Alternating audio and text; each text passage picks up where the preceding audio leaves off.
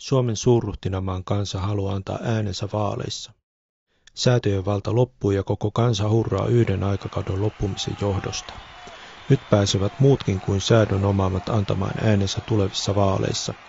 Naisille ja torpparille tämä on ainutlaatuista jopa maailmanlaajuisesti. Annettujen äänien vaalisalaisuus turvataan laittamalla äänestyslipuke tarkkaan vartioituun vaaliuurnaan. Ja miksiköhän uurnaan? Minnehän äänet oikeasti menevät? Nykyisin valmiiksi lasketut vaalilipukkeet eli annetut äänet tallennetaan tietojärjestelmään, jonka omistaa Goldman Sachs on maailmanluokan toimija, joka luonnollisesti valvoo omia etujaan.